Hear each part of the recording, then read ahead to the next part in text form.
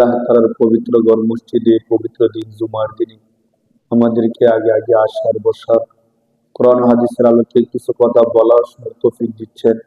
সে রব্বি কারীমের দরবারে মন খুলে প্রাণ খুলে আওয়াজ করে বলি আলহামদুলিল্লাহ। আল্লাহর শুকরিয়া। আল্লাহ তাআলা আমাদেরকে ধারাবাহিকভাবে মুমিন হিসাবে পৃথিবীর মধ্যে প্রেরণ করার পরে মুহাম্মদুর রাসূলুল্লাহ সাল্লাল্লাহু আলাইহি ওয়াসাল্লামের উম্মত হিসাবে আমাদেরকে পৃথিবীর মধ্যে প্রেরণ করার পরে আল্লাহ তাআলার ইবাদতগুলো করার তৌফিক দিচ্ছেন। আল্লাহ তাআলার কাছে আমাদের চাওয়া যেন মৃত্যু পর্যন্ত আল্লাহ পাক রব্বুল আলামিন আমাদেরকে তার ইবাদতগুলো করার তৌফিক দান করে বলি আমিন। যে সময়টাতে আমরা আছি একটা ঐতিহাসিক এক মাস। পৃথিবীর মধ্যে যত প্রসিদ্ধ ঐতিহাসিক ঘটনা ঘটেছে অধিকাংশ ঘটনা এই মাসের মধ্যে ঘটেছে। 12 মাসের মধ্যে সবচেয়ে গুরুত্বপূর্ণ ফজিলতপূর্ণ মাস হলো রমজান মাস। এর থেকে গুরুত্বপূর্ণ বা ফজিলতপূর্ণ আর কোনো মাস হয় না। আবার এই 12 মাসের মধ্যে সবচেয়ে ঐতিহাসিক মাস হলো মুহররম মাস। কোন মাস বলেন? মুহররম মাস। মুহররম মাস আরবি মাসের মধ্যে প্রথম মাস, যে মাস দিয়ে আরবি বছর শুরু হয়। এর মানে হলো জিলহজ মাস চলে গেছে, আরবি বর্ষ অনুযায়ী আমাদের জীবন থেকে একটি বয়স বছর চলে গেছে। হিজরি মাস রাসূল সাল্লাল্লাহু আলাইহি সাল্লামের হিজরতের থেকে শুরু হয়েছে। রাসূল সাল্লাল্লাহু আলাইহি সাল্লাম যখন মক্কা থেকে হিজরত করে মদিনায় গেছেন তখন থেকে হিজরি মাসের গণনা শুরু হয়। সে অনুযায়ী আমরা এখন যে মাসের মধ্যে আসছি সে মাসের নাম হলো মুহররম মাস। কি মাস বলেন? তবে এই মুহররম মাসটা ইতিহাসে অনেক ঘটনা ঘটছে। এই দৃষ্টিকোণ থেকে যেমন ঐতিহাসিক মাস, আবার এই মাসে কিছু গুরুত্বপূর্ণ আমল থাকার কারণে অনেক বেশি ফজিলতের মাস। একই সাথে মাসটা ঐতিহাসিক মাস, অনেকগুলো ঘটনা ঘটার কারণে, পাশাপাশি গুরুত্বপূর্ণ ফজিলত থাকার কারণে, আমল থাকার কারণে ফজিলতের মাস। কেমন ফজিলতরা আমি শুরুতে সংক্ষিপ্ত বলি। মুসলিম শরীফের হাদিসের মধ্যে আসছে রাসূল সাল্লাল্লাহু আলাইহি সাল্লাম কদিমান নবী সাল্লাল্লাহু আলাইহি সাল্লাম ইলাল মাদিনা। রাসূল সাল্লাল্লাহু আলাইহি সাল্লাম মদিনার মধ্যে আসলেন। আসার পরে ফারআ, তিনি দেখলেন তাসুমু ইয়াউম আশুরা। ফারআল ইয়াহুদ তাসুমু ইয়াউম আশুরা। আল্লাহ রাসূল মদিনায় আসার পরে দেখলেন যে মদিনার ইহুদিরা আশুরার দিন রোজা রাখে। আশুরার দিন কি রাখে? রোজা রাখে। রাসূল সাল্লাল্লাহু আলাইহি ওয়াসাল্লাম তাদেরকে জিজ্ঞেস করলেন, কি ব্যাপার, তোমরা আশুরার দিন রোজা কেন রাখো? আশুরার দিন মানে কি আমরা অনেকে জানি। মুহররম মাসের যে 10 তারিখ, এই 10 তারিখে কি বলা হয়? আশুরা। আশারাতুন অর্থ 10 আরবিতে। এই আশারাতুন 10 থেকে কি আশুরা, দশম দিন, মুহররমের দশম দিন, একে আমরা কি বলি? আশুরা। তো তখন আল্লাহ রাসূল সাল্লাল্লাহু আলাইহি ওয়াসাল্লাম যখন ইহুদিদেরকে প্রশ্ন করলেন তোমরা কেন এই দিনে রোজা রাখো, তখন তারা বলল যে নবী, আমাদের যে নবী মুসা আলাইহিস সালাতু ওয়াস সালাম, আল্লাহ পাক রব্বুল আলামিন এই দিনে আমাদের নবী মুসা আলাইহিস সালামকে ফেরাউনের অত্যাচার থেকে হেফাজত করছেন এবং সমুদ্রের মধ্যে ফেরাউনকে ডুবাইয়া মারছেন, আমাদের নবীকে কি করছেন? উদ্ধার করছেন। এই যে আমাদের নবী মুক্তি পেয়েছেন ফেরাউনের অত্যাচার থেকে, এর শুকরিয়া স্বরূপ আমরা একদিন রোজা রাখি। একদিন আমরা কি রাখি? রোজা রাখি। তখন রাসূল সাল্লাল্লাহু আলাইহি সাল্লাম বললেন, ফাআন আহাক্কু বিমূসা মিনকুম, তাহলে তো আমি তোমাদের থেকে মুসা আলাইহিস সালামের জন্য রোজা রাখার ক্ষেত্রে অধিক বেশি হকদার। বলেন সুবহানাল্লাহ। কেন? কারণ তোমরা উম্মত হিসেবে রোজা রাখতেছো, আর ওই দৃষ্টিকোণ থেকে সমস্ত নবীরা হলো ভাই ভাই। সমস্ত নবীরা কি ভাই? তো মুসা আলাইহিস সালাম আমার ভাই, এই দৃষ্টিকোণ থেকে আমি তার শুকরিয়ার জন্য রোজা রাখার অধিক বেশি হকদার। তখন রাসূল সাল্লাল্লাহু আলাইহি সাল্লাম এই আশুরার দিনে রোজা রাখতে শুরু করলেন। বাকি যখন রাসূল সাল্লাল্লাহু আলাইহি ওয়াসাল্লাম দেখলেন যে ইহুদিরাও একদিন রোজা রাখে, মুসলমানরাও একদিন কি রাখে? রোজা রাখে, তাহলে মুসলমানদের আমলটা ইহুদিদের আমলের কি হয়ে যাচ্ছে? কাছাকাছি হয়ে যাচ্ছে, তাদের মতামত হয়ে যাচ্ছে। এই জন্য রাসূল সাল্লাল্লাহু আলাইহি সাল্লাম বললেন, খলিফু ফিহিল ইয়াহুদ, তোমরা রোজা রাখার ক্ষেত্রে ইহুদিদের বিরোধিতা করো। কার বিরোধিতা? ইহুদিদের বিরোধিতা করো। তো কিভাবে? আল্লাহ রাসূল সাল্লাল্লাহু আলাইহি সাল্লাম বলেছেন, সুমু ক্বাবলাহু আও বা'দাহু, তোমরা এক কাজ করো, 10 তারিখ তো মূল রোজা, তোমরা 10 তারিখের পূর্বে আরেকটা রোজা রাখো, নয়তো 10 তারিখের পরে আরেকটা রোজা রাখো। তো রোজা কয়টা হয়? দুইটা, 9, 10 অথবা 10, 11। মুহররমের যে ফজিলতপূর্ণ, সবচেয়ে গুরুত্বপূর্ণ ফজিলতের রোজা, ওই রোজা মূলত একটা, কিন্তু আমাদের নবী সাথে আরেকটা কি করলেন? বাড়াই দিলেন, 9, 10 অথবা 10, 11 রোজা রাখলে কি হবে? রাসূল সাল্লাল্লাহু আলাইহি ওয়াসাল্লাম হাদিসের মধ্যে বলেন, সিয়ামু ইয়াউমি আশুরা ইন্নী আহতাসিবু আলাল্লাহি আইয়ুকাফিরা সানাতাল্লাহু ক্বাবলা। আল্লাহ রাসূল সাল্লাল্লাহু আলাইহি ওয়াসাল্লাম বলেন যে কোন ব্যক্তি যদি আশুরার দিনের একটা রোজা রাখে, আশুরার দিনে কয়টা রোজা রাখে? একটা রোজা রাখে, আমি নবী প্রত্যাশা করি, ইন্নী আহতাসিবু আলাল্লাহ, আমি নবী আল্লাহ তাআলার কাছে আশা রাখি, আল্লাহ পাক রব্বুল আলামিন তোমাদের বিগত দিনের 1 বছরের গুনাহ ক্ষমা করে দিবেন। সুবহানাল্লাহ। আরেক হাদিসের মধ্যে আসছেন, রাসূল সাল্লাল্লাহু আলাইহি ওয়াসাল্লাম বলেন, রমজান মাসের রোজার পরে সবচেয়ে ফজিলতপূর্ণ রোজা হলো মুহররম মাসের 10 তারিখের আশুরার রোজা। সুবহানাল্লাহ। রাসূল সাল্লাল্লাহু আলাইহি ওয়াসাল্লাম নিজে রোজা রাখছেন, সাহাবায়ে কেরামকে রোজা রাখার জন্য আদেশ করছেন। তাহলে আমরা ইনশাআল্লাহ এই বছরের মুহররম মাসের যে আশুরার রোজাটা, সবার রোজাটা রাখার চেষ্টা করব ইনশাআল্লাহ। উসিলা স্বরূপ কিবারে পরে হিসাব অনুযায়ী আমাদের ইংরেজি মাসের জুন মাসের 25, 26 মুহররমের 10 তারিখ আমরা সবাই হিসাবে দেখে নিব। তাহলে 25, 26 যদি হয়, 25 তারিখ যদি মুহররম হয়, তাহলে আমরা 24, 25 রাখবো, অথবা 25, 26 রাখবো। হিসাব করে দুইটা রোজা আমরা রাখার চেষ্টা করব। কারণ নবী সাল্লাল্লাহু আলাইহি সাল্লাম যে বিষয়টা পছন্দ করতেন, আমাদের উচিত ওই বিষয়টা কি করা? পছন্দ করা। মুহররম মাস গুরুত্বপূর্ণ মাস, এই মাসের মধ্যে অনেক ঐতিহাসিক ঘটনা ঘটছে। 1 নম্বর কথা। 2 নম্বর কথা হলো, কিছু কিছু ঐতিহাসিক ঘটনা আছে, ঘটে না এই মাসে, ঘটে নাই এই তারিখে, ঘটে নাই, কিন্তু কোন কোন মানুষ ওই ঘটনাগুলোকে এই তারিখের সাথে মিলাই দিচ্ছেন। যেহেতু মুসা আলাইহিস সালামের ঘটনা ঐতিহাসিক ঘটনা, কারবালার ঘটনা ঐতিহাসিক ঘটনা, এই ঘটনাগুলো এই মাসে ঘটছে। আবার অধিকাংশ ঘটনা আছে যেগুলো এই মাসে ঘটে নাই, ঘটছে অন্য মাসে। এই ঘটনাগুলো মিথ্যা না, সত্য, বাকি এই মাসে না, এই তারিখে না, কিন্তু এই তারিখটা যেহেতু গুরুত্বপূর্ণ, এই মাসটা যেহেতু ঐতিহাসিক মাস, তো অনেকে ঐতিহাসিক অনেক ঘটনা এই মাসের সাথে মিলিয়ে দিচ্ছে। তবে একদম 100% বিশুদ্ধ সনদে এই মাসে যে ঘটনাগুলো ঘটছে, এর মধ্যে 1 নম্বরে পাওয়া যায় হযরত মূসা আলাইহিস সালামের মুক্তির ঘটনাটা। হ্যাঁ, ফেরাউনের কবল থেকে মুক্তির ঘটনা 1 নম্বর। 2 নম্বর পাওয়া যায় কারবালার যে ঐতিহাসিক ঘটনা, মুহররমের 10 তারিখে ঘটছে। বাকি এই ঘটনা রাসূল সাল্লাল্লাহু আলাইহি ওয়াসাল্লামের পরে, হাসান হুসাইন তাদের শহীদের ঘটনা রাসূলের আগে না পরে? রাসূলের বহুত পরে। রাসূল সাল্লাল্লাহু দুনিয়া থেকে চলে যাওয়ার অনেক পরে। রাসূল সাল্লাল্লাহু আলাইহি ওয়াসাল্লাম দুনিয়া থেকে চলে গেছেন, এরপরে খলিফা হয়েছেন আবু বকর। আবু বকর রাদিয়াল্লাহু তাআলা খলিফা হওয়ার পরে তিনি চলে গেলেন, তারপরে খলিফা হলেন ওমর। ওমর রাদিয়াল্লাহু তাআলা দুনিয়া থেকে চলে গেছেন, তারপরে খলিফা হয়েছে কে? হযরত উসমান। উসমান রাদিয়াল্লাহু তাআলা খলিফা হয়েছেন, তিনি মৃত্যুবরণ করে চলে গেছেন। তারপরে আসছেন হযরত আলী রাদিয়াল্লাহু তাআলা। আলী রাদিয়াল্লাহু তাআলার সন্তান হলো হাসান হুসাইন। তাহলে হাসান হুসাইন রাদিয়াল্লাহু তাআলা কারবালার ঘটনা কত পরে, চিন্তা করেন। রাসূল সাল্লাল্লাহু আলাইহি ওয়াসাল্লামের পরে 4 জন সাহাবী চলে গেছেন, খেলাফতের দায়িত্ব পালন করছেন। তাদের পরে আসছে কে? হাসান হুসাইন রাদিয়াল্লাহু তাআলা। তখন এই কারবালার ঘটনা ঘটে। তাহলে রাসূল সাল্লাল্লাহু আলাইহি ওয়াসাল্লামের সাথে এবং খোলাফায়ে রাশিদিন সাহাবীদের সাথে এই কারবালার ঘটনা কোনো সম্পর্ক নাই। অনেকে কারবালার ঘটনা অনেক ফজিলত বর্ণনা করে, অনেক মাসাইল বর্ণনা করে। তো রাসূল সাল্লাল্লাহু আলাইহি ওয়াসাল্লাম কি কারবালার ঘটনা দেখে গেছেন নাকি দেখেন নাই? আপনাদের কি মনে হয়? রাসূল কারবালার ঘটনা দেখে গেছেন? দেখবি কি করে? রাসূলের পরে তো আরো 4 জন দুনিয়া থেকে চলে গেছে না, 4 সাহাবী। এরপরে আসছে কে? হাসান হুসাইন। তখন ইয়াজিদের বাহিনীর সাথে হাসান হুসাইন রাদিয়াল্লাহু তাআলা আনহুর বাহিনীর কি হয়? যুদ্ধ হয়। তো আল্লাহ রাসূল সাল্লাল্লাহু আলাইহি ওয়াসাল্লাম সম্পর্কে অনেকে যে কথাগুলো বলে যে কারবালার এই ইতিহাস, এই ফজিলত, এগুলো আবার প্রমাণিত না। বাকি কারবালার ইতিহাস সত্য।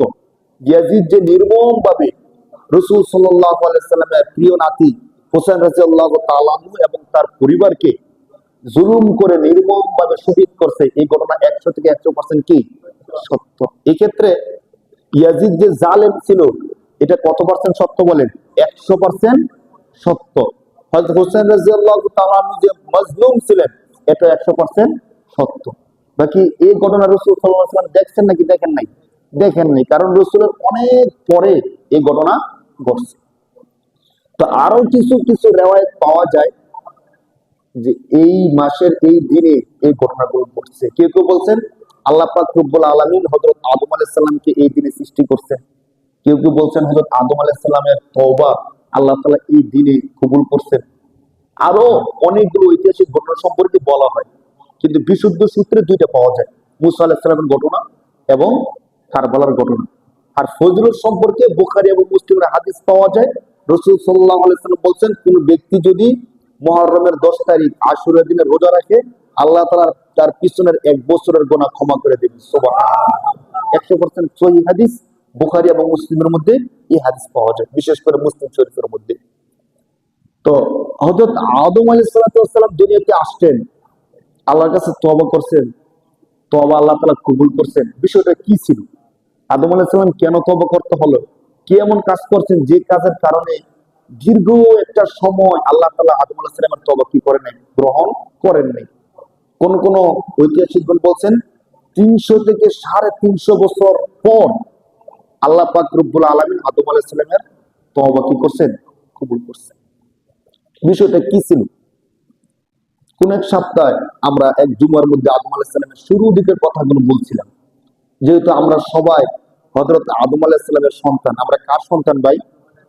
পৃথিবীর যত মানুষ আছে, সাদা কালো ধনী গরিব মুসলমান খ্রিস্টান বৌদ্ধ কাফের, সমস্ত মানুষ কার সন্তান? হযরত আদম আলাইহিস সালামের সন্তান। তা আমরা যেহেতু আদম আলাইহিস সালামের সন্তান, আদম আলাইহিস সালামের গল্পটা, আদম আলাইহিস সালামের বিষয়টা আমাদের ভালো করে জানা থাকা দরকার। হযরত আদম আলাইহিস সালামের সাথে কি ঘটছিল, কেন ঘটছিল, আর ঘটনাটা ঘটার পরে কি হয়েছিল, যদি আমরা আমাদের আদি পিতা হযরত আদম আলাইহিস সালামের বিষয়টা ভালোভাবে বুঝি, অনুধাবন করি এবং তার থেকে শিক্ষা গ্রহণ করি, আশা করা যায় আমাদের পদস্খলন হবে না। না, বলছে যে জাতি ইতিহাস থেকে শিক্ষা নেয় তাদেরকে কেউ পরাজিত করতে পারে না, আর যে জাতি তাদের নিজেদের ইতিহাস থেকে শিক্ষা নেয় না তাদেরকে যে কেউ চাইলে পরাজিত করতে পারে। আর আমাদের ইতিহাস স্বয়ং আল্লাহ পাক রব্বুল আলামিন কোরআন শরীফের মধ্যে চমৎকার করে বলছে। আমি বিস্তারিত বলবো না, সংক্ষিপ্ত, যেটা এর আগে কিছু বলছিলাম। আল্লাহ পাক রব্বুল আলামিন চাইলেন পৃথিবীর মধ্যে তিনি এমন একটা সৃষ্টি তৈরি করবেন যারা আল্লাহর ইবাদত করবে, আল্লাহর নাম জপবে। তাদেরকে আল্লাহ তাআলা নাম দিবেন মানুষ। কি নাম দিবেন?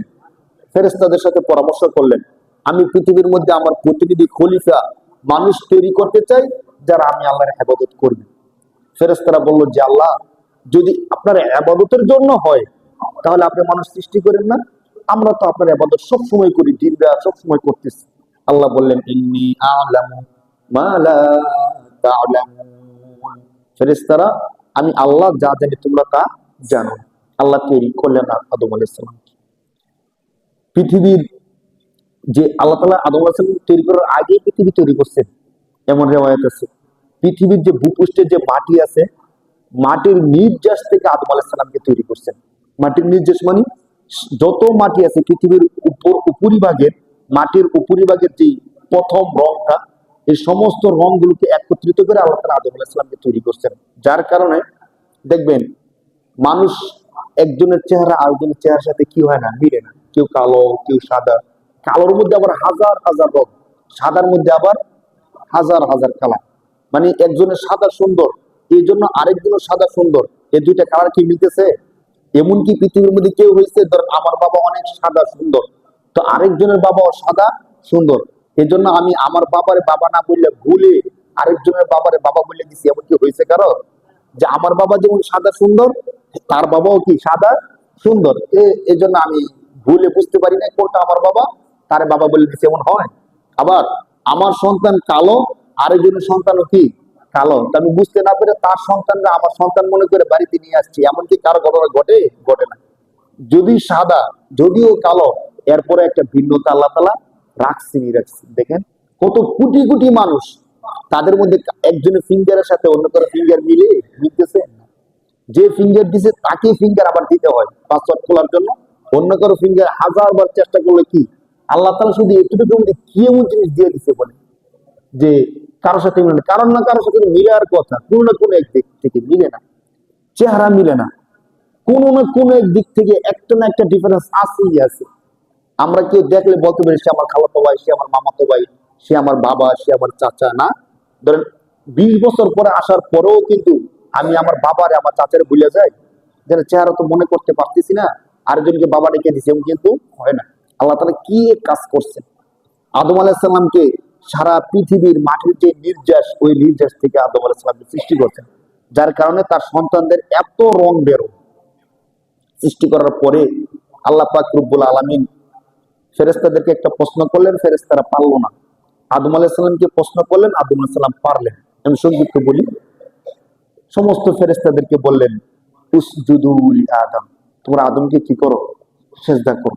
যেহেতু তোমাদেরকে বলছে তোমরা পারো নাই, আদম পারছে, আদম তোমাদের থেকে শ্রেষ্ঠ সম্মানিত, অতএব তোমরা আদমকে কি করো, সিজদা করো। সমস্ত ফেরেশতারা আল্লাহ তাআলার আদেশ মানলেন, মানার পরে ফেরেশতারা আদম আলাইহিস সালামকে কি করলেন, সিজদা করলেন। এখানে প্রাসঙ্গিক হিসাবে আমি আরেকটা কথা বলে রেখি, হযরত আদম আলাইহিস সালাম, আমি যা বলছি আপনারা যা বুঝছেন, আদম আলাইহিস সালাম কিসের তৈরি ছিলেন বলেন তো, সবাই একটু বলেন কথা। আদম আলাইহিস সালাম কিসের তৈরি ছিলেন, মাটির তৈরি ছিলেন। আল্লাহ তাআলা আদম আলাইহিস সালামকে মাটি দিয়ে তৈরি করে সম্মানিত বানাইছেন। কে বানাইছে? আদম আলাইহিস সালামকে সেজদা যারা করছে তারা ছিলেন ফেরেশতা। তারা কি ছিলেন? ফেরেশতা। এখন যে ফেরেশতারা মানে সেজদা করছেন, ওই ফেরেশতারা কিসের তৈরি ছিলেন আপনারা জানেন কিনা? যে ফেরেশতারা আদম আলাইহিস সালামকে সেজদা করছেন, ওই ফেরেশতারা কিসের তৈরি ছিলেন? নূরের তৈরি। তাহলে কে কাকে সেজদা করলো? নূর মাটিকে সেজদা করছে। একটু খেয়াল করি, যে কারণে শয়তান শয়তান হয়ে যায়, খেয়াল করেন তো। মূলত শয়তান তো নূরের তৈরি ছিল না, শয়তান ছিল কিসের তৈরি? আগুনের তৈরি। আমরা এই বিষয়টা বুঝি, আল্লাহ তাআলা পৃথিবীর মধ্যে যত সৃষ্টি করছেন, যারা বুঝে জানে জ্ঞান বুদ্ধি দিচ্ছেন, তারা হলো 3 প্রকার। কয় প্রকার? 3 প্রকার। 1, মাটির তৈরি মানুষ। 2, নূরের তৈরি ফেরেশতা। 3, আগুনের তৈরি জিন। আগুনের তৈরি কি? এই ইবলিস শয়তান, সে জিনদেরই একটা জাত। এখন মাটির তৈরি মানুষকে নূরের তৈরি ফেরেশতারা কি করলো? সেজদা করলো। তাহলে দামটা কার বাড়ছে, নূরের না মাটির? একটু খেয়াল করি আমরা বিষয়টা। দামটা বাড়ছে কার? মাটির। বাড়াইছে কে? আল্লাহ। তো সমস্ত ফেরেশতারা সেজদা করছে, কিন্তু ইবলিস শয়তান কি করে নাই? সে কেন সেজদা করে নাই?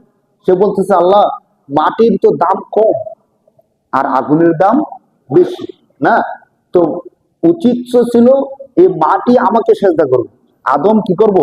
আমাকে সেজদা করব। এখন আপনি বলতেছেন আমি আদমকে সেজদা করতাম, বিষয়টা উল্টো হয়ে গেল না? মানে তার মতে কি হইতেছে, এটা উল্টো হইতেছে। অথচ ফেরেশতারা যদি বলতো যে ইবলিস তুমি তো আগুনের তৈরি, তোমার থেকে তো নূরের দাম আরো কি বেশি হওয়ার কথা, তো তুমি আমাদেরকে সেজদা করো, বিষয়টা উল্টো হলে এমন হইলে। তো এখন আমাদের সমাজের একটা ভুল ধারণা আপনাদেরকে আমি ভাঙার জন্য আমি এখানে নিয়ে আসছি।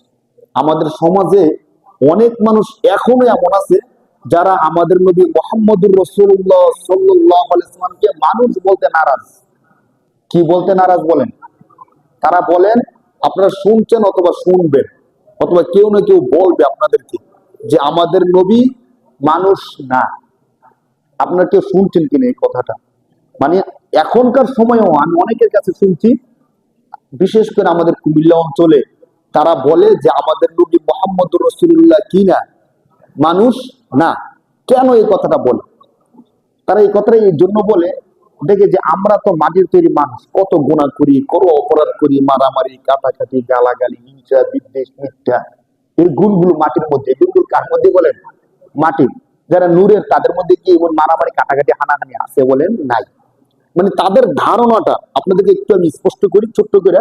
তাদের ধারণা হলো যে নূরের তৈরি যারা আছে তাদের মধ্যে মারামারি নাই, কাটাকাটি নাই, হানাহানি নাই, মিথ্যা, হিংসা, বিদ্বেষ কিচ্ছু নাই, আছে সত্যিকারই নাই। আবার যারা মাটির তৈরি তাদের মধ্যে মারামারি, কাটাকাটি, হানাহানি, হিংসা, বিদ্বেষ, সব খারাপ গুণগুলো, ভালো গুণ আছে, বাকি খারাপ গুণ বেশি। তো তারা মনে করতেছে যে এখন আমরা যদি বলি নবীজি মানুষ, তাহলে নবীজির মধ্যে এই যে মারামারি, কাটাকাটি, হানাহানি, হিংসা বিদ্বেষের বিষয়গুলো চলে আসে। তাহলে আমরা কি বলতে পারি? নবীজি মানুষ, এটা আমরা বলতে পারি না। তখন তারা কি বলে, তো নবীজি কি? তখন তারা বলেন নবীজি নূরের তৈরি। নবীজি কিসের তৈরি? একটু বলেন, নবীজি কিসের তৈরি? তারা বলে নবীজি নূরের তৈরি। এখন নবী যদি নূরের তৈরি হয়, তাহলে নবী কি মানুষ থাকে না ফেরেশতা হয়ে যায়? এছাড়া তো এমন না যে নবীজি নূরের তৈরি কিন্তু মানুষ, এটা কি সম্ভব বলেন? তাহলে তো কেমন হয়ে গেল না? আপনি বললেন একটা, বলতেছেন আরেকটা। আপনি হয়তো বলবেন নবীজি মাটির তৈরি, তখন হবে কি মানুষ। অথবা বলবেন নবীজি নূরের তৈরি, তখন বলতে হবে কি ফেরেশতা। আপনি বলবেন যে নবীজি নূরের তৈরি, আবার বলেন মানুষ, এটা কি সম্ভব? সম্ভব না। তারা এই কথাটা কেন বলে? তারা মনে করে যে আমরা যদি নবীজিকে নূরের তৈরি বলি, তখন নবীজির দাম বাইরে যায়। নবীজির দাম কি হয়? এখন আপনারা চিন্তা করেন একটু, যদি আমরা পৃথিবীর সৃষ্টির ইতিহাসটা দেখি, এই নূরের তৈরি যে বলতেছে, নূর কিন্তু মাটিকে সেজদা করছিল। তখন নূরের দাম বেশি না মাটির দাম বেশি?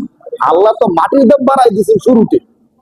শুধু বাড়াই দিচ্ছেন না, বিশ্বাস করুন কোরআন শরীফের আমি প্রায় আয়াতটা বলি, 16 নম্বর পড়ার 15 নম্বর পারার 8 নম্বর পৃষ্ঠা আল্লাহ বলতেছেন, ওয়ালাকাদ কাররামনা বানি আদম, আমি সম্মানিত করছি বনি আদমকে। কাকে সম্মানিত করছি? এমন কোন কথা ফেরেশতার সম্পর্কেও নাই, জিনের সম্পর্কেও নাই। একমাত্র কার সম্পর্কে আছে? মানুষের সম্পর্কে আছে। এখন আপনি যদি নবীজিকে নূরের তৈরি বলেন, আপনি না বুঝছেন নবীজির দাম আরো কমাই দিতেছেন। নবীর দাম কি করতেছেন? কমাই দিতেছেন। আপনি এতটুকু বলেন নবীজি মানুষ। নবীজি কি বলেন? নবীজি মানুষ না ফেরেশতা? আপনাদের কি মনে হয় নবীজি মানুষ না ফেরেশতা? মানুষ, কিন্তু আমাদের মতো মানুষ না। আমরা কেউ কি বলি যে নবীজি আমাদের মতো মানুষ? আমরা যে মারামারি, কাটাকাটি, হানাহানি, হিংসা, বিদ্বেষ, মিথ্যা, যত অপরাধ, সমস্ত অপরাধের সাথে আমরা জড়িত, কিন্তু আমাদের নবীজির গায়ে এমন কোন অপরাধের স্পট আজও পর্যন্ত কেউ ফেলাইতে পারছে? আর নাই কেউ। এমনকি একটা মশা মাছি পর্যন্ত রসুলের গায়ে কোনোদিন বসে নাই। এমন মহানবী, এমন মহামানব, এদের বলতে সমস্যা কি? কারণ রসুল সাল্লাল্লাহু আলাইহি সাল্লাম মানুষ, মাটির তৈরি, এ কথা বলছেন কে? আল্লাহ তো সরাসরি বলছেন। এই ভুল ধারণাটা আমরা কেউ না করি, এই জন্য আপনাদেরকে বলছি। আল্লাহ পাক রব্বুল আলামিন ফেরেশতা নূরের তৈরিকে বললেন তোমরা মাটির তৈরি আদমকে কি করো? সেজদা করো। তো এখানে তো এই আল্লাহর আদেশের মাধ্যমে মাটির দাম কি বাইরে গেছে। প্রকৃত অর্থে নবীজিকে যদি আমরা মানুষ বলি, নবীকে যদি আমরা মাটির তৈরি বলি, রসুলের দাম আরো বাড়ে, রসুলের দাম বাড়ে, কমে। বাকি কাফেররা, যখন মক্কার কাফের যারা ছিল, তারা একটা কথা বলতো, وقالوا ما لهذا الرسول يأكل الطعام ويمشي في الأسواق। কোরআন শরীফের 18 নম্বর পারায় আল্লাহ তাআলা আলোচনা করতেছেন, কাফেররা নবীজিকে মানতো না। কেন মানতো না? তারা বলতো এটা কেমন নবী? কেন কেমন নবী? তিনি যদি নবী হয়ে থাকেন, তিনি যদি আমাদের মতো খায়, আমাদের মতো ঘুমায়, আমাদের মতো বাজারে যায়, তো নবী তো হবে অন্যরকম কিছু। তিনি খাবেন না, বাজারে যাবেন না, বিয়ে শাদী করবেন না, সন্তান হবে না। নবী এমন হওয়া উচিত ছিল। মানে আমরা উম্মত একরকম, নবী হবে আরেক রকম। তো নবী যদি আমাদের মতই হয়, তাহলে এটা নবী কি করে? তো আমরা তো নবী হইতে পারি, বলেন নাউজুবিল্লাহ। আর নবীটা কার পক্ষ থেকে আসে? একমাত্র আল্লাহর পক্ষ থেকে আসে। তো কাফেররা নবীজিকে মানছে না, নবীজি মানুষ এই জন্য। আর এখনকার আমরা কিছু লোক আছে না বুঝার কারণে রসুলকে নবী মানুষ বলতে রাজি না। বিষয়টা আমরা একটু খেয়াল করি গভীর ভাবে।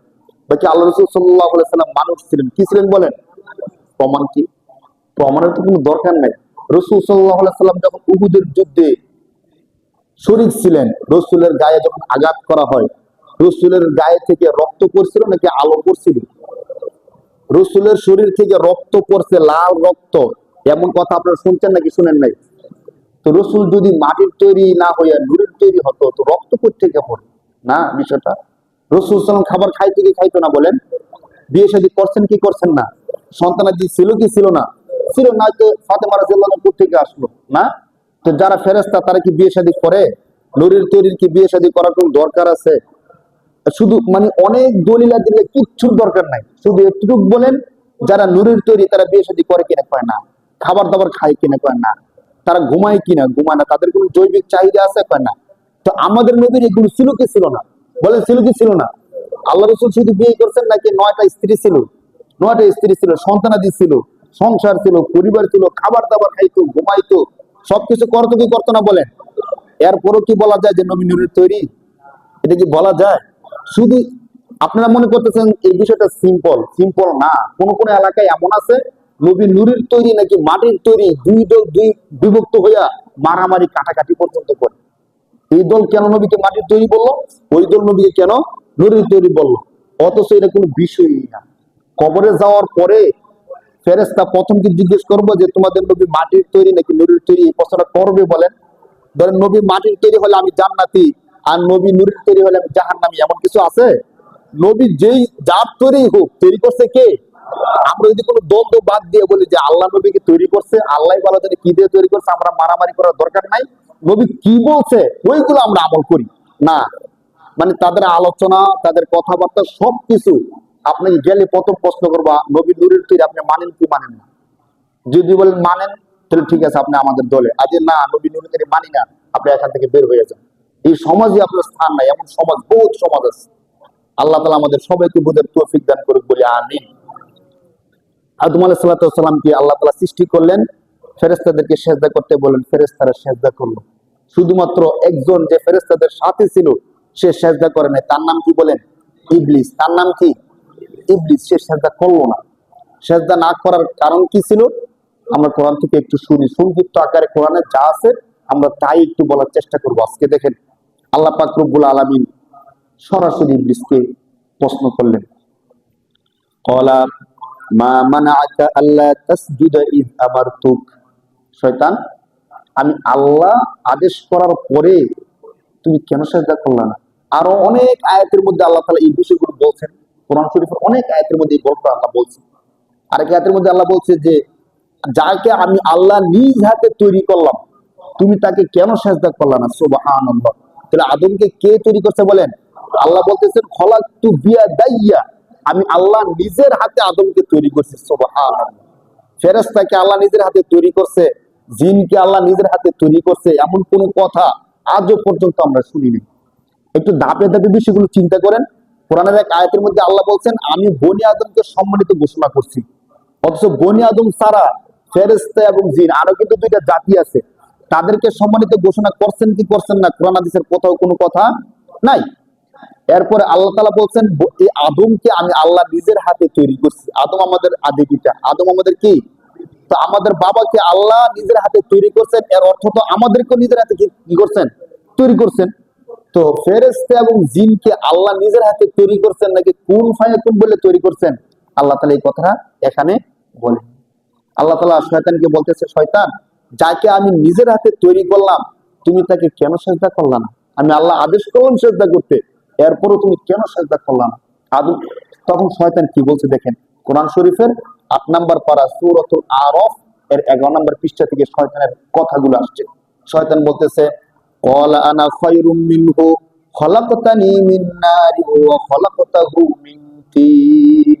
আল্লাহ আপনি আদমকে সৃষ্টি করছেন মাটি দিয়ে, আদমকে কি দিয়ে সৃষ্টি করছেন? আর আমি শয়তানকে সৃষ্টি করছেন আগুন দিয়ে। আনা খায়রুম মিনহু, আমি হলাম আদম থেকে আরো অনেক বেশি শ্রেষ্ঠ। বলেন নাউজুবিল্লাহ। তাকে বলছে অন্য কিছু বলতে পারতো যে আল্লাহ বুঝতে পারি না, আমি ভুল করে ফেলছি, এই সেই বিভিন্ন একটা উজুর দেখাইতে পারতো। সে কোনো উজুর দেখাইলো না, নমনীয় হলো না। সে কি করলো? বললো যে আল্লাহ আমি তো শ্রেষ্ঠ, আপনি যে বিষয়টা বলছেন আপনি বুঝতে পারেন নাই। এমনটাই বুঝাইতেছে শয়তান। খলাকতাহু খলাকতানি মিন নারি ওয়া খলাকতাহু মিন তিন। যখন আল্লাহর সামনে শয়তান এত মারাত্মক একটা কথা বলছেন, আল্লাহ তাআলা রাগ হয়ে গেছেন। আল্লাহ তাআলা তাকে অভিশাপ দিয়ে দিচ্ছেন যে তুমি হলো লানত প্রাপ্ত, চিরস্থায়ী জাহান্নামী, আমার দরবারে তোমার আর কোনো স্থান নাই। তুমি যুক্তি পরে দাঁড় করাবা। প্রথমত আমি আল্লাহ আদেশ করছি, তুমি আদেশটা আগে খেয়াল করবা, আদেশটা কে করছে। তুমি আদেশের দিকে খেয়াল করলা না, বরং খেয়াল করলা কার দিকে? যুক্তির দিকে, কে শ্রেষ্ঠ কে শ্রেষ্ঠ না। ওলামায়ে কেরামগণ এখানে এসে ছোট্ট একটা উদাহরণ দেন যে একজন বাদশাহ ছিল এক জমানার। বাদশার একটা গোলাম ছিল খুবই বুদ্ধিমান, খুবই চতুর। তো বাদশাহ কি করতো, উজির মন্ত্রী যারা ছিল তাদের থেকে ওই গোলামকে বেশি ভালোবাসত। এই বিষয়টা মন্ত্রীদের চোখে ভালো ঠেকলো না। তারা সব সময় তার সাথে হিংসা করতো যে গোলাম তাকে বাদশাহ এত বেশি ভালোবাসে, এটা তো কেমন কেমন হয়ে যায়। তো একবার বাদশাহ খুব দামি একটা বস্তু হীরা জহরত এমন একটা দামি বস্তু বাদশার দরবারে আসছে। আসার পরে বাদশাহ প্রথমত যে প্রধান উজির আছে তাকে দিছে যে নাও তুমি সবার সামনে এটাকে একটা ঢিল মেরে ভেঙে ফেলো। তো উজির হাতের মধ্যে নিয়ে কতক্ষণ দেখছি, যাই সর্বনাশ, মণিমুক্ত এটা তো 7,000 দন। বাদশাহ হয়তো বুঝতে পারছে না, না বুঝতে পেরে আমার কি বলছে, এটা ভেঙে ফেলার কথা বলছে। তো বলছে বাদশাহ এত দামি বস্তু আমার দ্বারা ভেঙে ফেলা কিনা সম্ভব না। এমন করতে করতে যত উজির নাজির মন্ত্রী আছে সবাইকে দিছে, কেউ এটা ভাঙতে পারেনি। প্রধান উজির যেহেতু ভাঙতে পারে নাই, বাকিরা কি ভাঙার দুঃসাহস করবো? বাকিরা চিন্তা করবো সে প্রধান, সেই ভাঙে নাই, আমরা ভাঙলে বেয়াদবি হয়ে যায়। তো সবাই একই কথা বলছে যে বাদশাহ এত দামি জিনিস এটা ভাঙা কি মানানসই? তো ওই গোলামকে ডাকছি, গোলামকে ডেকে বলতেছে গোলাম দেখো এটা অনেক মূল্যবান বস্তু, 7,000 দন, এমন 1000 বছর পরে একটা বস্তু পাওয়া যায়, এমন বস্তু পাওয়া যায় না। আমি বাদশাহ আদেশ করতেছি তুমি এটা ভেঙে ফেলো। ওই গোলামটা আসলো, হাতে নিল, সাথে সাথে ঢিল মেরে ভেঙে ফেলছে।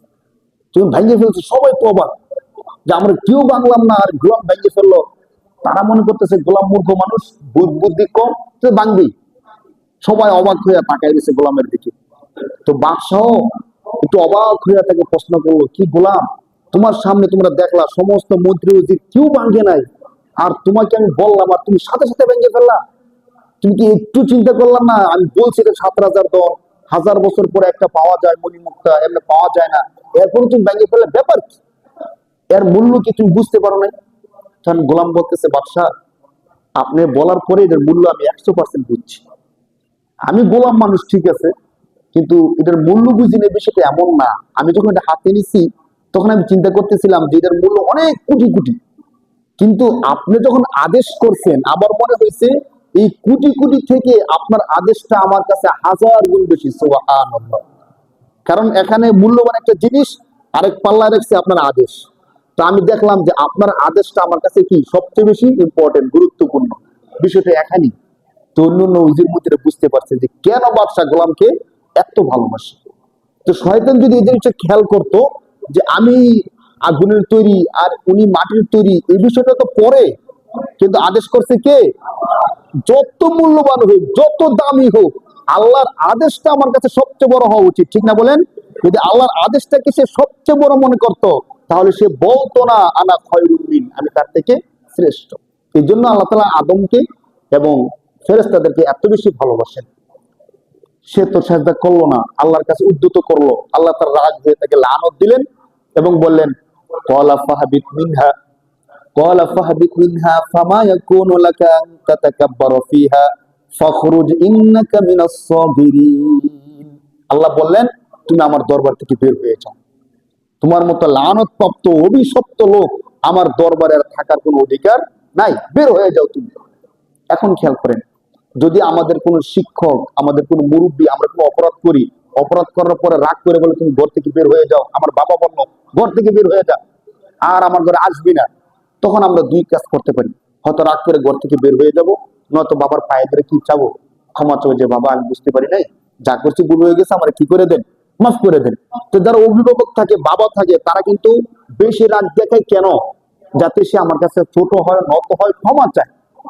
আল্লাহ যখন শয়তানকে এই কথা বলছে যে আমার দরবার থেকে বের হয়ে যা, তোর আমার দরবারে তোর কোনো স্থান নাই, শয়তান কিন্তু আল্লাহর কাছে ক্ষমা চাইতে পারতো, সে তো ক্ষমা চাইলো না। সে কি করলো দেখেন, সে আল্লাহর কাছে বললো যে আল্লাহ ঠিক আছে আপনি বলছেন বের হয়ে যেতে, আমি বের হয়ে যাবো, বাকি আপনি আমাকে দুইটা সুযোগ দেন। কি দুইটা সুযোগ?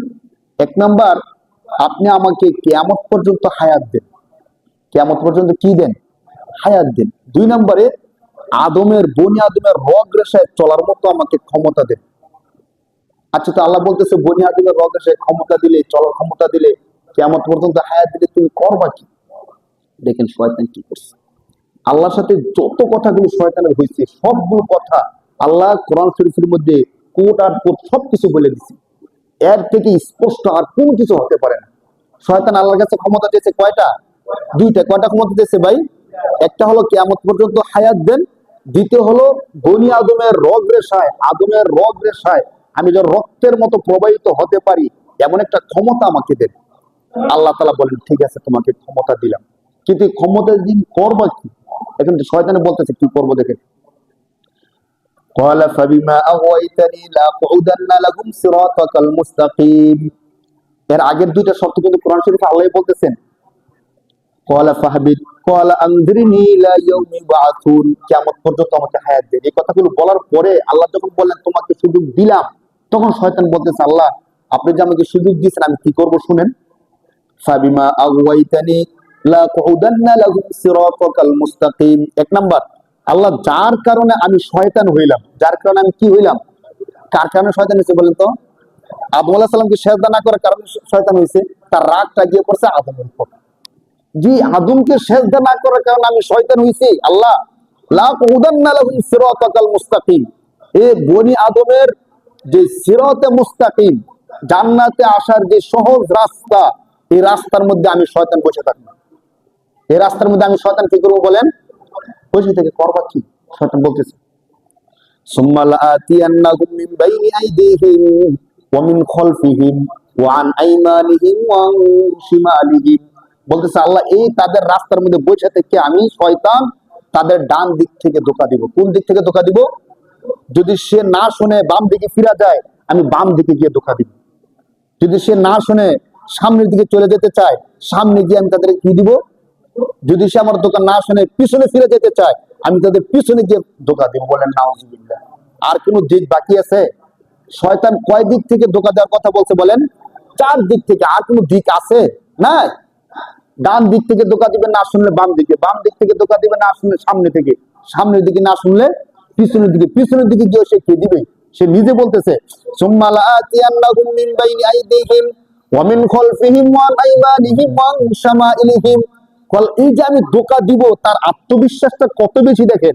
সে বলতেছে আল্লাহ আমি চতুর্দিক থেকে যে ধোঁকা দিব, ওয়ালা তাজিদু আকসারুহুম শাকিরিন।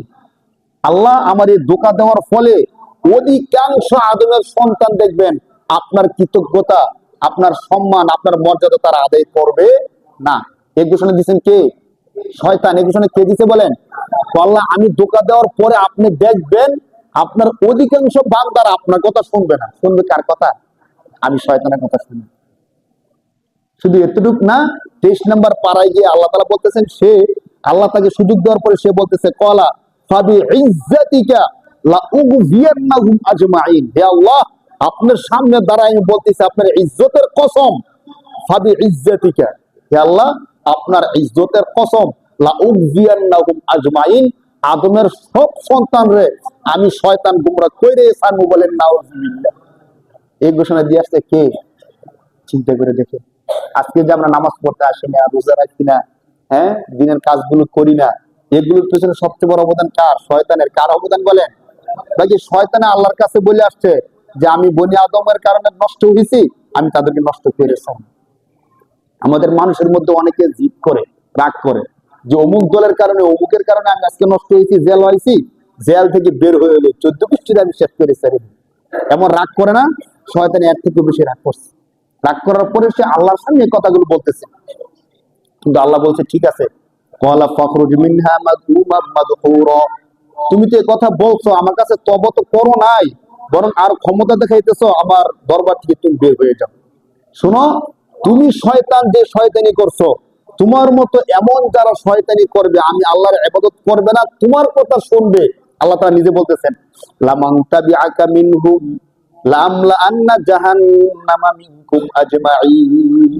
তুমি শয়তান সহ পৃথিবীর মধ্যে আরো যত শয়তান তৈরি হবে তোমার কথা শুনবে, আমি সমস্ত শয়তানদেরকে দিয়ে জাহান্নামকে পরিপূর্ণ করব। বলেন নাউজুবিল্লাহ। এই ঘোষণা দিচ্ছেন কে? শয়তান বলছে আমি সবাইরে গোমরা করে ছাড়বো। আল্লাহ বলছেন এই তুমি যাদেরকে শয়তান বানাইবা, তোমার কথা শুনবে, এই সমস্ত লোকদেরকে আমি কোথায় দিয়ে দেবো? জাহান্নামে দিয়ে দেবো। বাকি 14 নম্বর পারার মধ্যে একটা আয়াতে আল্লাহ বলছেন ইল্লা ইবাদাকা মিনহুমুল মুখলাসিন।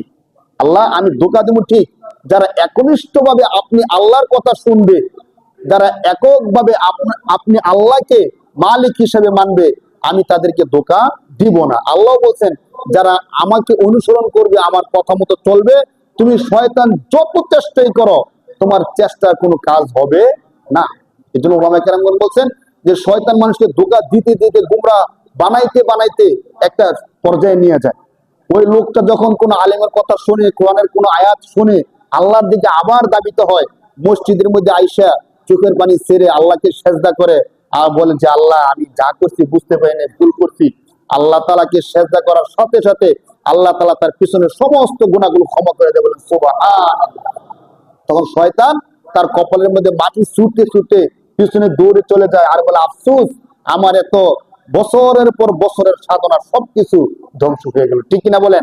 সে কত কষ্ট করে ধোকা দিল, নামাজ থেকে ফিরায় রাখলো, সুদ খাওয়াইলো, ঘুষ খাওয়াইলো, কিন্তু বান্দা যখন আল্লাহর বাণী শুনলো, আল্লাহকে চিনলো, ফিরে আসলো, আল্লাহকে সেজদা দিল, আল্লাহ তার সমস্ত গুনাহ কি করে দিল?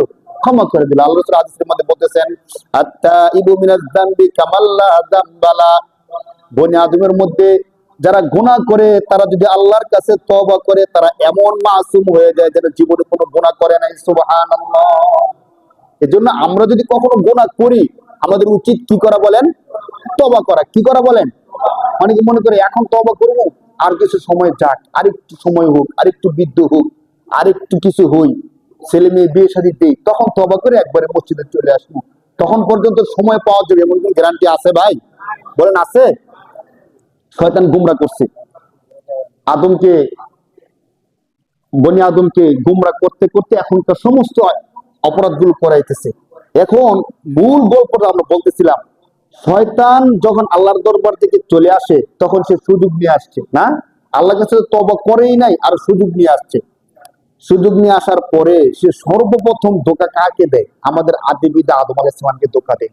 ইতিহাস আপনারা জানেন, আদম আলাইহিস সালামকে আল্লাহ বলছে তুমি এই ফলের ফল, এই গাছের ফল খাও না, সব গাছের ফল খাইতে পারো, কিন্তু শয়তান কোরআন শরীফে আছে ধোঁকা দিতে দিতে দিতে দিতে একটা সময় আদম আলাইহিস সালামকে সে তার বশে নিয়ে আসে।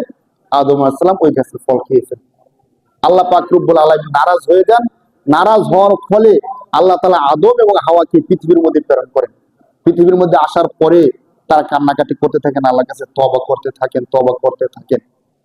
কোন কোন ঐতিহাসিক বলেন 300 বছর, 350 বছর কান্নাকাটি করার পরে আল্লাহ পাক রব্বুল আলামিনের দয়া হয়। আল্লাহ পাক রব্বুল আলামিন তাদেরকে একটা শব্দ শিখিয়ে দেন। ওই শব্দ দিয়ে যখন তারা আল্লাহর কাছে তওবা করে, দোয়া করে, আল্লাহ তাআলা সাথে সাথে তাদের তওবা কবুল করে নেয়। সুবহানাল্লাহ। কি ছিল? কোরআন শরীফের 8 নম্বর পারার 12 নম্বর পৃষ্ঠার প্রথম আয়াতে আল্লাহ বলতেছেন, যখন আদম আলাইহিস সালাম এবং তার স্ত্রী হাওয়া আলাইহিস সালাম যখন আল্লাহর কাছে দুইজনে একসাথে বলল কি, ক্বালা রব্বানা যালামনা আনফুসানা ওয়া ইল্লাম তাগফির লানা ওয়া তারহামনা লানাকুনান্না মিনাল খাসিরিন। আল্লাহ, আমরা বড় অপরাধ করছি, নিজের উপর নিজে জুলুম করছি, আপনি যদি আমাদেরকে ক্ষমা না করেন আমাদের বাঁচার কোনো উপায় নাই। এই কথা যখন বলছেন আল্লাহ তাআলা দয়া করে তাদের তওবা কবুল করছেন, তাদেরকে ক্ষমা করে দিয়েছেন। বলেন সুবহানাল্লাহ। কি শিক্ষা দিলেন আমাদেরকে বলেন? দেখেন, শয়তান অপরাধ করছে, আল্লাহর কাছে তো ক্ষমা চাই নাই, আর উদ্যত আচরণ করছে। আদম আলাইহিস সালাম ভুল একটা কাজ করে ফেলছে, কিন্তু তিনি এই কথা বলেন না। আপনাদেরকে আমি এখন বলি, আদম আলাইহিস সালাম যদি এই কথা আল্লাহকে বলতেন যে আল্লাহ, জান্নাতের মধ্যে এই গাছটা আপনি দিলেন কেন? যখন গাছের ফল খাইয়ে ফেলছে, আল্লাহ বলছে গাছের ফল খায়ও না, এরপরে কি করছে? খাইয়ে ফেলছে। আল্লাহ তাআলা রাগ করছেন, দুনিয়ার মধ্যে প্রেরণ করে দিয়েছেন, বলছে তোমরা কাজটা ঠিক করো নাই। আদম কিন্তু শয়তানের মতো যুক্তি দাঁড় করাইতে পারতো যে আল্লাহ, আপনি জান্নাত তৈরি করছেন, জান্নাতের মধ্যে হাজার হাজার গাছ দিচ্ছেন, সেই গাছটা না দিলেই পারতেন। আপনি গাছটা দিচ্ছেন এর জন্য আমি খাইছি, আপনি যদি গাছ না দিতেন আমি খাইতাম না, অতএব এখন কিছু করার নেই। এ কথা বললে বলতে পারতো কিনা কথার কথা, আদম এই কথা বললেন না। কি বললেন? রব্বানা যালামনা আনফুসানা, হে আমাদের রব, আমরা আমাদের নিজেদের উপর জুলুম করছি। আপনি আমাদেরকে জান্নাত দিয়েছেন, জান্নাতের সমস্ত নিয়ামত দিয়েছেন, শুধু একটা গাছের ফল খেতে নিষেধ করেছেন। ওই গাছের ফল আমরা বারণ করতে পারি নাই, থাকতে পারি নাই, আমরা নিজেদের উপর জুলুম করছি। হে আল্লাহ, আপনি আজকের দিন আমাদেরকে ক্ষমা করে দেন। সুবহানাল্লাহ। আদম কোন যুক্তি না দাঁড় করায়া বিনা শর্তে আল্লাহর কাছে কি চাইছেন? আল্লাহর কাছে কি চাইছে বলেন? ক্ষমা চাইছেন। ওলামায়ে কেরামগণ বলছে, দেখো, যখন আল্লাহ তাআলা আদমকে বলছে আদম তুমি কাজটা ঠিক করো নাই, আমি তোমাকে বলছিলাম গাছের ফল খাও না, তুমি খাইছো, অনেক বড় অপরাধ করছো, তুমি কাজটা ঠিক করো নাই। এর বিপরীতে আদম কোন যুক্তি না দাঁড় করায়া বিনা যুক্তিতে আল্লাহর কাছে তওবা করছে। আল্লাহর কাছে কি করছে বলেন? যে আল্লাহ, যা করছি এটা আমার ভুল, আমি ভুল করছি, আল্লাহ আপনি আমাকে কি করে দেন। আল্লাহ তাআলা ক্ষমা করে দিচ্ছেন। নবী হিসেবে কবুল করছেন, শুধু তাই না, তার উপাধি দিয়ে দিয়েছেন সফিউল্লাহ। কি দিয়ে দিয়েছেন বলেন? আদম সফিউল্লাহ। আদম এমন একজন ব্যক্তি যিনি আল্লাহর খালেস খাঁটি বন্ধু, বলেন সুবহানাল্লাহ। এখন দেখেন, শয়তান অপরাধ করলো, আল্লাহ রাগ করলেন। রাগ করার পরে সে অহংকারী হওয়ার কারণে আল্লাহ তাআলা তাকে উপাধি দিয়ে দিয়েছেন শয়তান, ইবলিস আদুউল্লাহ। ইবলিস শয়তান আল্লাহর শত্রু। কার শত্রু বলেন? আদম আলাইহিস সালাম না বুঝে একটা অপরাধ করে ফেলছেন, বিনা শর্তে আল্লাহর কাছে তওবা করছেন, আল্লাহ তাআলা উপাধি দিয়ে দিয়েছেন সফিউল্লাহ, আল্লাহ তাআলার খাঁটি বন্ধু। সুবহানাল্লাহ। একই কাজ ভিন্ন ভিন্ন প্রেক্ষাপটে, একজন হয়ে গেলেন আল্লাহর শত্রু, আরেকজন হয়ে গেলেন আল্লাহর বন্ধু। এর থেকে আমাদের শিক্ষা আছে কি নাই বলেন? ছোট্ট করে যদি আপনাদেরকে বলি, যখন আমরা এখানে বৈশাখ কোরআন হাদিসের কথাগুলো বলি, একটু শুনেন 1 মিনিট। যখন মিম্বরে বসে আমরা কোরআন হাদিসের কথাগুলো বলি, এখানে আমাদের কোনো স্বার্থ নাই। আমাদের কোনো স্বার্থ আছে বলেন? আমরা যে বারবার আপনাদেরকে কিছু কিছু কথা আছে, যে কথাগুলো একটু কঠিন মনে হতে পারে, সুদের কথা, ঘুষের কথা, দাড়ি রাখার কথা, নামাজ ছাইড়া দেওয়ার কথা, এই বিষয়গুলো আমরা যখন বলি, যদিও বিষয়গুলো কঠিন হয়, তখন আপনি আপনার দিলকে প্রশ্ন করেন। আপনার দিল যদি বলে যে না, হুজুর তো কোরআন থেকে কথাগুলো বলতেছে, কথাগুলো সত্য, কথাগুলো সত্য না মিথ্যা বলেন? সত্য। অতএব আমি বুঝি অথবা না বুঝি, আমার তওবা করা উচিত। আমি যে কাজটা করতেছি, কাজটা কি হইতেছে না, ঠিক হইতেছে না, আমার তওবা করা উচিত। সত্যি সুদের কারবারটা অনেক খারাপ কারবার, ঘুষ অনেক খারাপ জিনিস, মিথ্যা বলা অনেক বড় অপরাধ, মানুষের জমি দখল জবরদখল করা অপরাধ, ইতিমের মাল খাওয়া কি অপরাধ, আরেকজন থেকে মাল আত্মসাৎ করে শক্তি দেখায় নিয়ে আসা অপরাধ না ভালো কাজ? এই কথাগুলো আমরা যখন বলি, আপনার দিল কি বলে, আপনি আপনার দিলকে প্রশ্ন করেন। আপনার দিল যদি বলে কথাগুলো সত্য, আমার তওবা করা উচিত, আমার তওবা করা কি, তাহলে আপনি মনে রাখেন, আপনি আদমের সত্যিকার সন্তান। আল্লাহ চাইলে আপনাকে ক্ষমা করে জান্নাত দিয়ে দিতে পারে, বলেন সুবহানাল্লাহ। আর যদি আল্লাহ না করুক, আপনার দিলের মধ্যে আসে যে হুজুর তো শুধু হুজুর কোরআন হাদিস পড়ে, উনি তো ইকোনমিক সিস্টেম বুঝে না, অর্থনৈতিক সিস্টেম কিভাবে চলতে হয়, কিভাবে ব্যাংকিং খাতের মধ্যে লক্ষ লক্ষ কোটি কোটি টাকা আয় ইনকাম করতে হয়, হুজুর তো এ সম্পর্কে জানে না। অতএব হুজুরের কথা শুনে কি নাই, লাভ নাই। হুজুরের কথা হুজুর বললে যাক, আমার কাজ আমি কইরা যাই, কারণ হুজুরের থেকে আমার জ্ঞান অনেক বেশি, বলেন নাউজুবিল্লাহ। কোরআন হাদিসের জ্ঞানের দিক থেকে হুজুরের জ্ঞান ভালো, এই জন্য তো আপনারা ইমাম বানাইছেন, ঠিক না? তো যদি এমন মনে হয় যে না, হুজুরের থেকে আমি অনেক বেশি বুঝি, সোসাইটি, ইকোনমিক, আরো যত সিস্টেম আছে, সমস্ত সিস্টেমে আমার জ্ঞান বেশি, হুজুর এ সম্পর্কে ভালো বুঝে না, হুজুরের কথা হুজুর বইলা যাক, তখন আমার যুক্তি আর শয়তানের যুক্তির সাথে মিলে গেছে, ঠিক কিনা বলেন? আর আমি যদি বিনা শর্তে বলি যে আল্লাহ, আমার অপরাধ হইতেছে, আমাকে ক্ষমা করে দেন, আল্লাহ তাআলা আমাকে ক্ষমা করে জান্নাত দিয়ে দিবেন, বলেন সুবহানাল্লাহ। আসুন আমরা বুঝার চেষ্টা করি, আল্লাহ পাক রব্বুল আলামিন আদম কি করছে, ইবলিস কি করছে, এই বিস্তারিত গল্পগুলো আমাদেরকে এই জন্যই বলছে, আমরা যেন শিক্ষা অর্জন করি, ঠিক কিনা বলেন? তাহলে তো বলা দরকার নেই, যে যা করছে করছে, তোমরা ভালো কাজ করো। আল্লাহ তাআলা তাদের গল্পগুলো বইলে আমাদেরকে এটাই বুঝাইতে চাইছে, বান্দা যদি কোনো অপরাধ করো, আমি আল্লাহর কাছে নিঃশর্তে ক্ষমা চাও। কিভাবে ক্ষমা চাইতে হবে বলেন? কিভাবে ক্ষমা চাইতে হবে? একবার নিঃশর্তে বান্দা ক্ষমা চাও। তুমি যদি ক্ষমা চাও, আমি আল্লাহ রহমান, আমি রহিম। দৈনিক নামাজে দাঁড়ায় কি বলি? আলহামদুলিল্লাহি রাব্বিল আলামিন। এরপর কি বলি বলেন? আর রহমান, পরম করুণাময়, অসীম দয়ালু, যার দয়ার কোনো কি নাই, সীমা নাই। আমরা যত অপরাধ করি, তার দয়া তার থেকে অনেক বেশি, বলেন সুবহানাল্লাহ। অতএব আসুন, দিন শেষে যেহেতু তার দরবারে যেতে হবে, তার কাছে ফিরে যেতে হবে। মহাশক্তিধর ফেরাউন যেহেতু দিন শেষে বাঁচতে পারে নাই, আমরাও বাঁচতে পারবো না। অতএব তওবা করবো কার কাছে বলেন? আমরা সবাই তওবা করবো কার কাছে বলেন? শর্ত দিয়া নাকি বিনা শর্তে? বিনা শর্তে আল্লাহর কাছে বলেছি, আল্লাহ অতীত জীবনে যত অপরাধ করছি, আপনি আমাদের সমস্ত অপরাধ গুলো আজকের এই সময়ে, এই দিনে, পবিত্র জুমার দিনে ক্ষমা করে দেন। সবাই বলে আল্লাহুম্মা আমিন। যারা সুন্নাত পড়লে, যারা সুন্নাত পড়লে।